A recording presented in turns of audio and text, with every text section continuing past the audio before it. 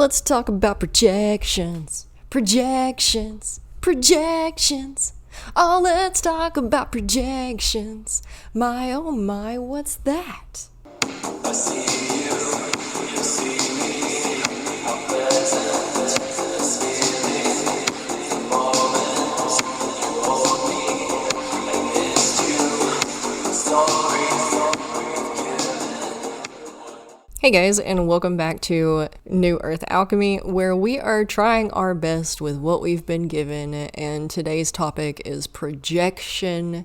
So today, technically, specifically, we're talking about how to do better with relationships and our own mental health and human psychology and how all that works and conflict resolution and all of these things that play into projection or stem from projection, or projection is an issue between.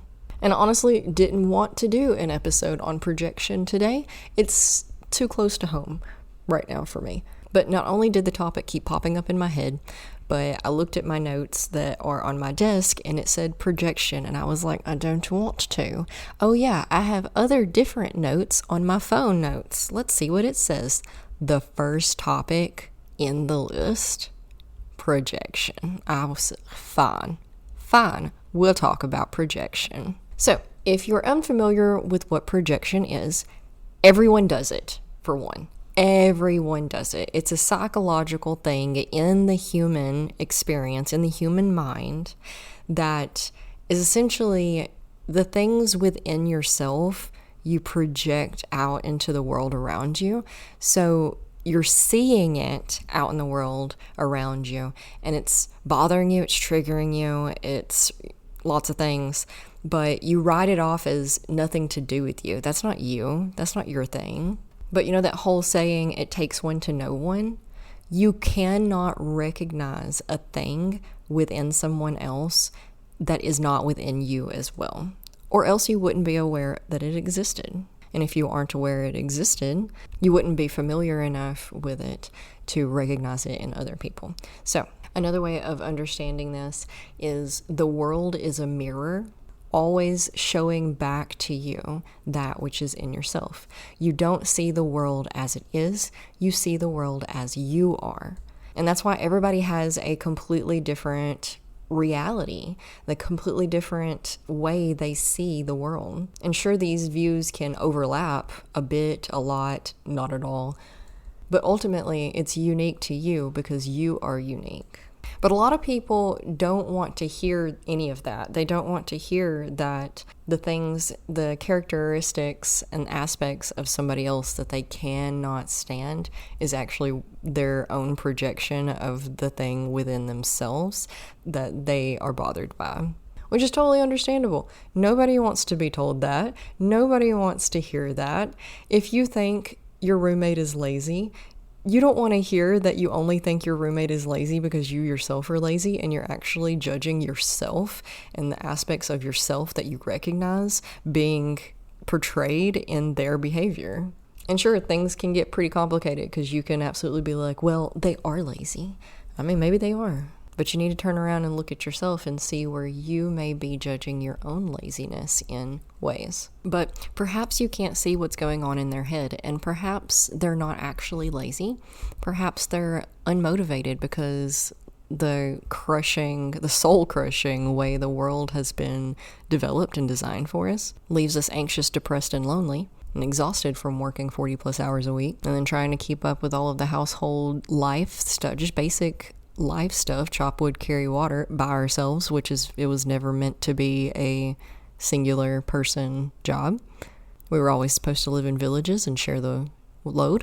We can point fingers and make excuses all day long, but the truth is that we all fluctuate in our motivation and energy levels. So when you find yourself depressed and down and out and lonely and stuck in a rut and unable to see the light, are you beating yourself up when you're in those positions as well? When you're in positions like that and that's how you feel, therefore it's manifesting itself as quote unquote laziness. And this is just one example, okay? This is just the example that popped in my head first, and I just ran with it. You can apply this to every single human aspect and characteristic out there that you may be judging.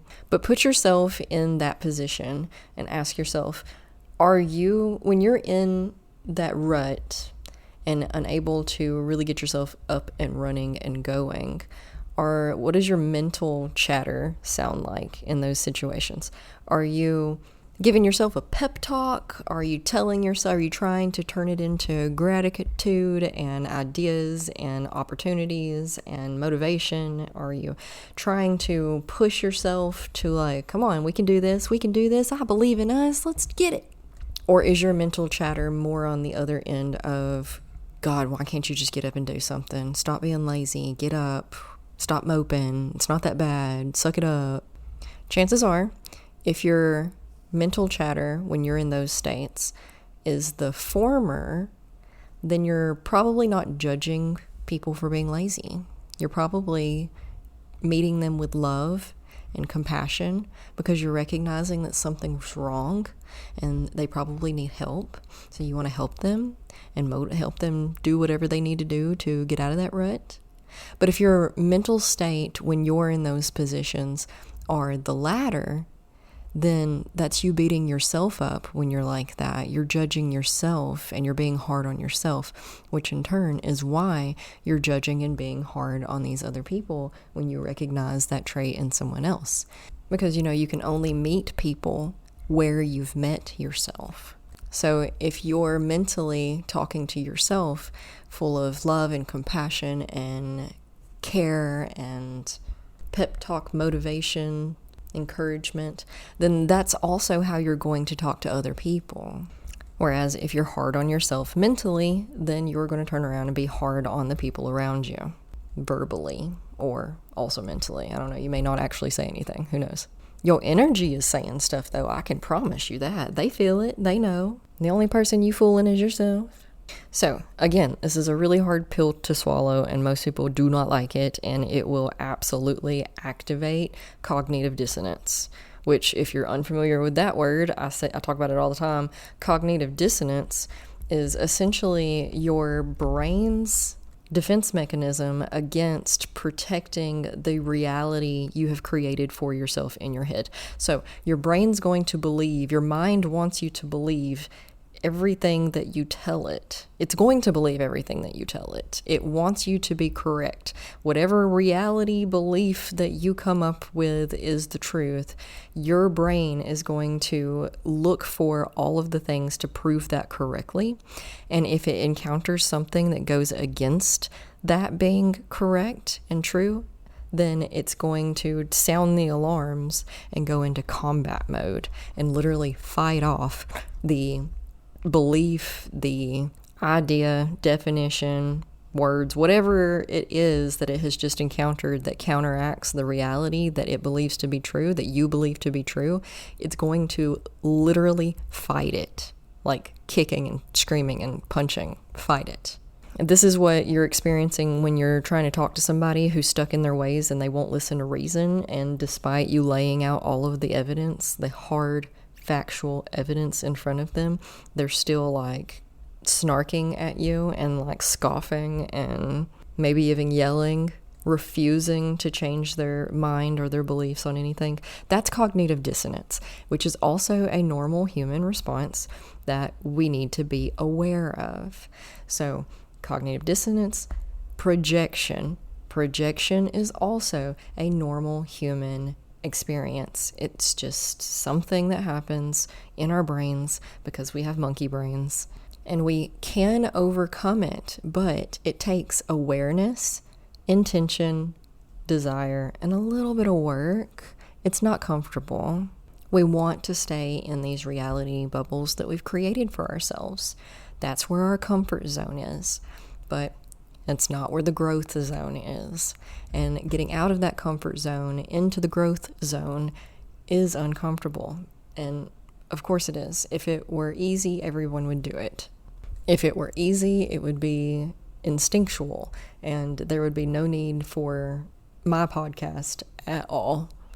And these things can make relationships really hard, really complicated, especially if your Especially if you're recognizing the projection from the outside. So, again, everybody does this, and some of us are aware that we do this, so we're always on the lookout for it, and we're double checking ourselves, and we're questioning ourselves, we're questioning our thoughts, we're questioning our words, we're questioning our actions and our motivations and our priorities. That's how you counteract this, okay? That is your responsibility as a person who wants to have relationships in this life. Not only romantic relationships, but platonic relationships, friends, co-workers, clients, whatever have you. Relationships with yourself, with food, with money. Like, I talk about this all the time. If you want good, healthy relationships of any sort, then you're going to need to constantly be watching your thoughts, having your awareness stuck on them all the time, looking at yourself with a fine-tooth comb, questioning your thoughts, questioning your beliefs, questioning your motivations, your words, your actions, all of the things. Because remember, and this is another hard pill to swallow, we can only control ourselves. We can only lead by example. We can only do our best to be our best and hope that other people also are motivated enough to do their best and be their best. And, not everybody has the tools to find awareness. And granted, the tools are out there if they would just care enough to look. But you also have to remember that most people don't even know where to begin. They don't have a clue that projection is a thing, that cognitive dissonance is a thing. They just think that other person's being lazy or that other person's being mean, and that hurt their feelings, and now they don't know what to do with this.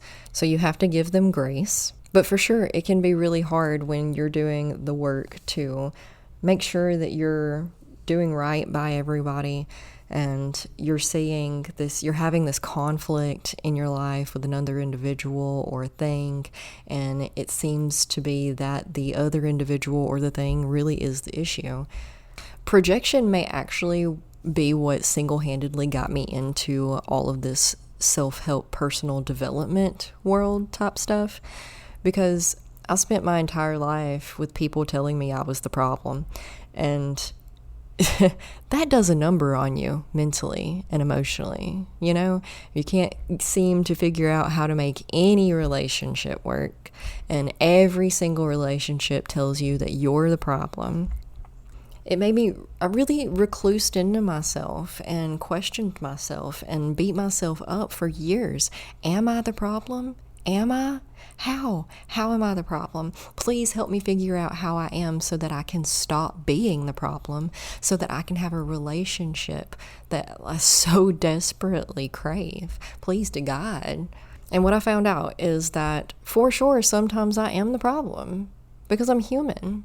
We're all going to be the problem sometimes. And social skills did not come easily or naturally to me at all. I really had to work really hard to learn how other people expected me to interact with them.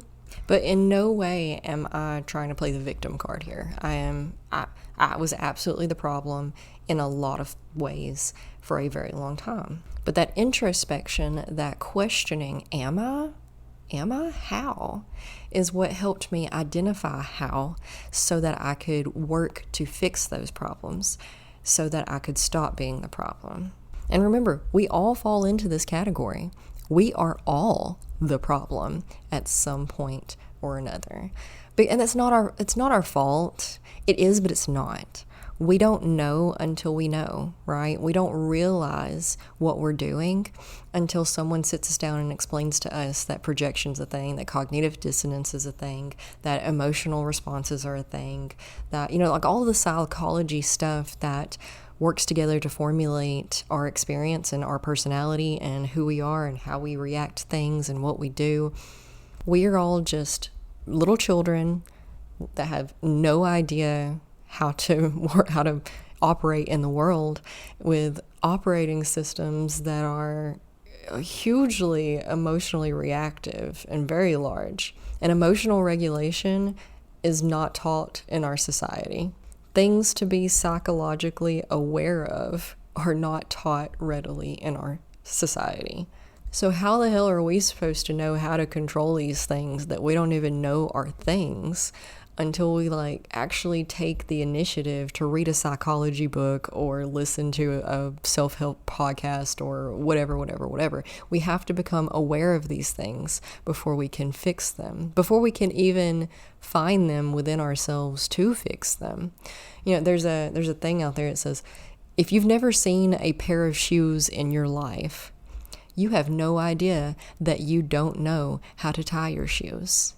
You don't know what you don't know. You don't even know it so badly that you don't even know that it's a thing to know.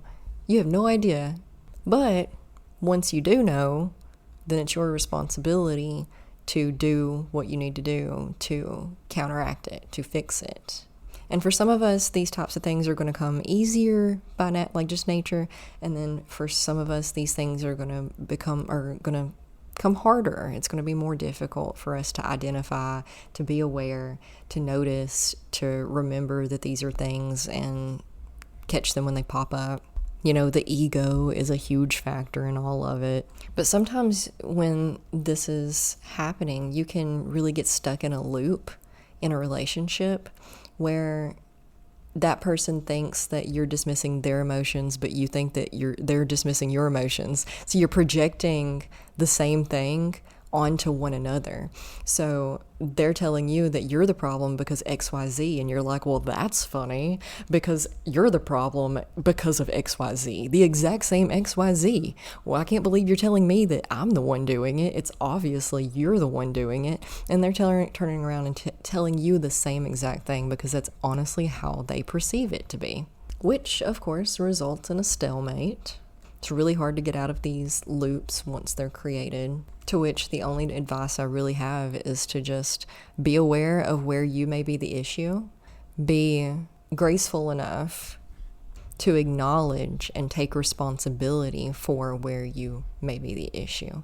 Open up the ground for communication and conversation about it in a even tone, okay? It's very important to control your tone.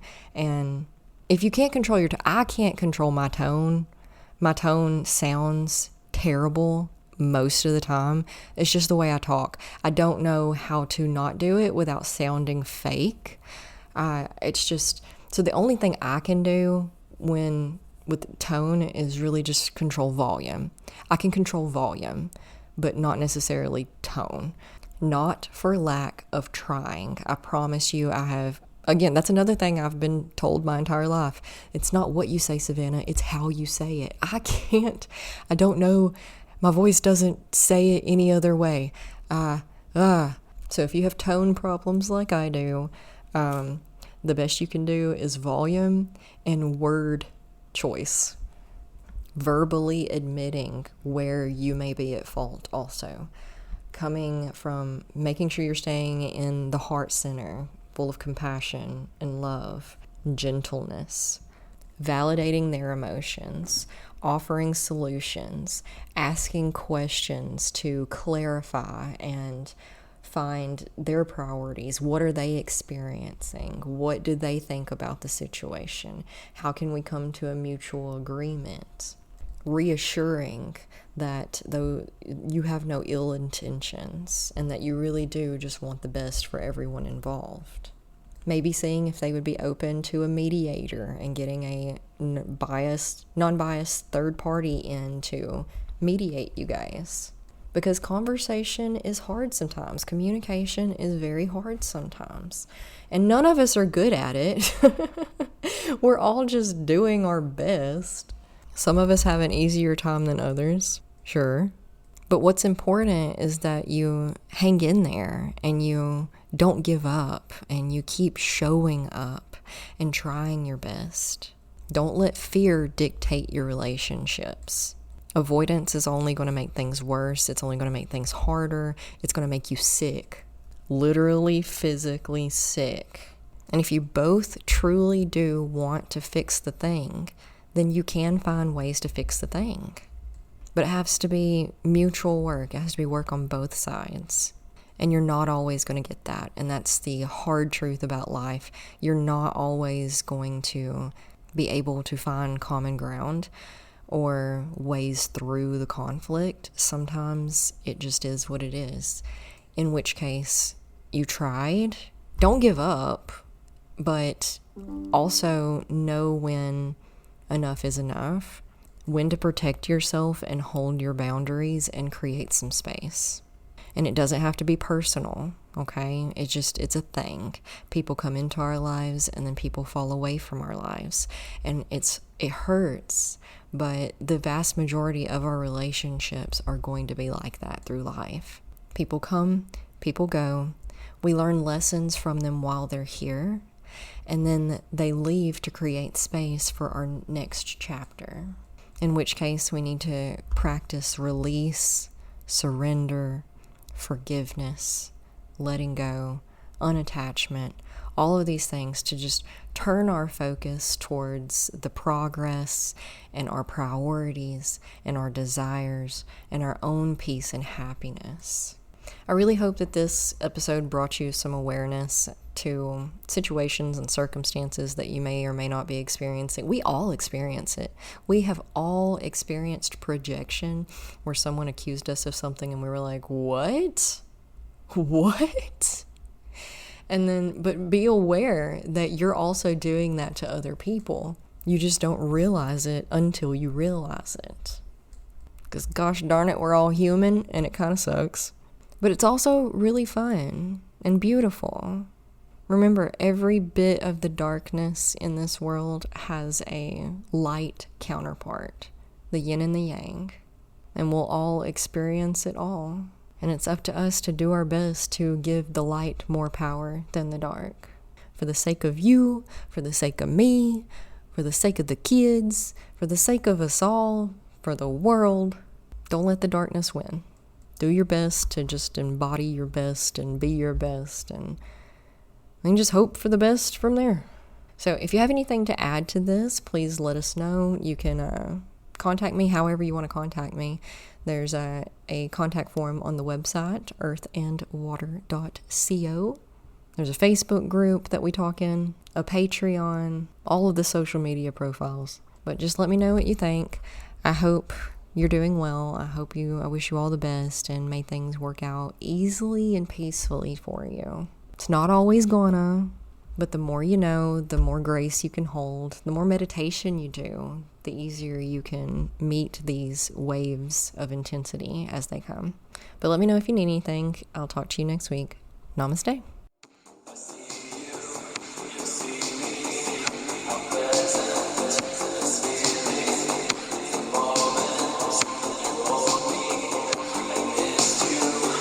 Sorry.